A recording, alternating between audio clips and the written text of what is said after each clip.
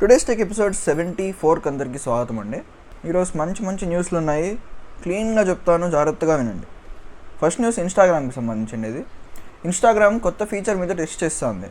ఏం పై ఫీచర్ అంటే, మనం అనుకుంటా ఉంటాం ఏమేమో రీల్స్ వస్తున్నాయి, నాకు వద్దు రీల్స్ అని.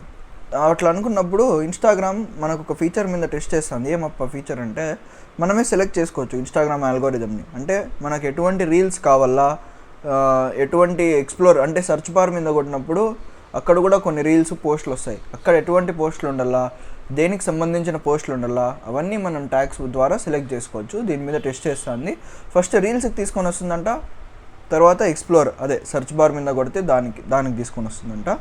ఇది ఎక్కడ మీరు సెట్ చేసుకునేదంటే సెట్టింగ్స్లో యువర్ అల్గోరిథంలో ఉంటుంది. ఇంకా ఇప్పుడే కాదు, టెస్ట్ చేస్తుంది, హిట్ అవుతుంది ఖచ్చితంగా ఇది.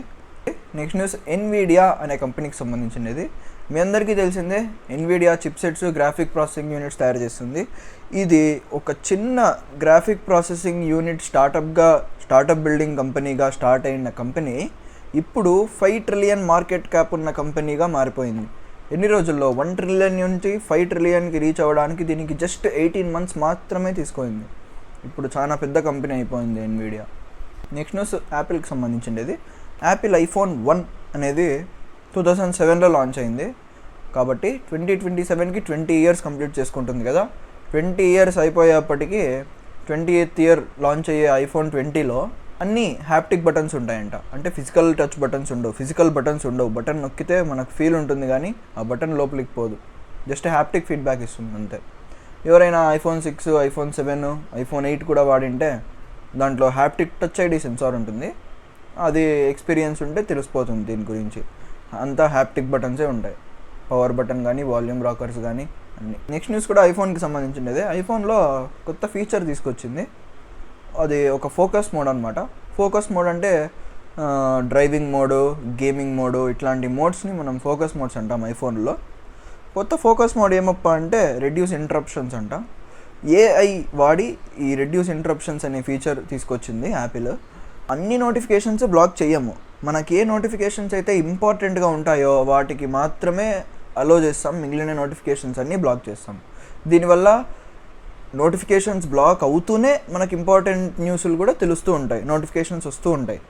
ఇది కానీ ఏఐ డిసైడ్ చేస్తుంది మన వాడకం బట్టి అండ్ మనం ఇచ్చిన అలవెన్సెస్ బట్టి. ఏఐ డిసైడ్ చేస్తుంది నీకు ఏది ఇంపార్టెంట్ కాదు అని. నెక్స్ట్ న్యూస్ గ్రామర్లీకి సంబంధించినది. గ్రామర్లీ అనేది ఒక టూల్ అనమాట. ఆ టూల్ యూస్ చేసి మనము ఏదైనా ఎవరికైనా మెయిల్ రాస్తుండొచ్చు, లేకపోతే ఎవరికైనా లీవ్ లెటర్ కానీ ఏమైనా కానీ టైప్ చేస్తున్నప్పుడు ఎటువంటి స్పెల్లింగ్ మిస్టేక్స్ కానీ, గ్రామటికల్ మిస్టేక్స్ కానీ ఏమున్నా కానీ గ్రామర్లీ అట్లా పట్టేస్తుంది కదా. కానీ ఆ గ్రామర్లీ ఇప్పుడు సూపర్ హ్యూమన్గా మారిందనమాట. గ్రామర్లీ అనేది కూడా ఏఐని వాడి అదంతా కరెక్ట్ చేసి, గ్రామర్లీ టూల్ కూడా ఇప్పుడు ఏఐని వాడుతుంది. ఆర్టిఫిషియల్ ఇంటెలిజెన్స్ని వాడి మనం రాస్తుండది కరెక్టా కాదా, ఇంకా దీన్ని ఎట్లా రాస్తే బాగుంటుంది, దీనికి ఇంకా ఏమేమి వేసి ఉన్నాయి, అవన్నీ క్లీన్గా చూపిస్తుంది. అదే మీరు దాని డెమో కూడా మీరు స్క్రీన్ మీద చూసుకోవచ్చు. ఇంకా లాస్ట్ న్యూస్ మనకి అడోబీకి సంబంధించినది. అడోబీ తెలియని వాళ్ళు ఎవ్వరు ఉండరు. మెయిన్గా ఎడిటర్స్, ఫోటో వీడియో ఎడిటర్స్కి ఖచ్చితంగా అడోబీ గురించి తెలిసి ఉంటుంది.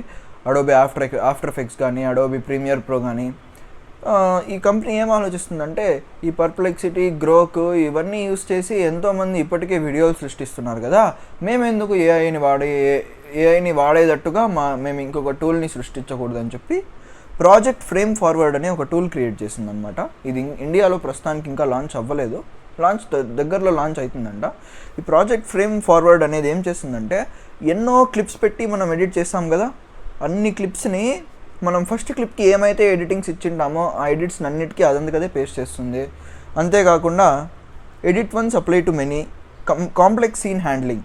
అంటే మనము ఒక కారు పోతూ ఉంటుంది కదా, ఒక కారు ఒక కెమెరా రెండు మూమెంట్లో ఉన్నప్పుడు ఆ కార్ని తీసేసి పక్కలో ఇంకొక కారు ఉంటుంది, ఆ కారు మాత్రమే ఉండాల.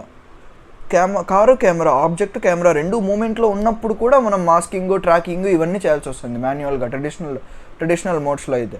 కానీ టూల్ యూస్ చేసి ఏఐ అదంతకదే చేస్తుంది అనమాట.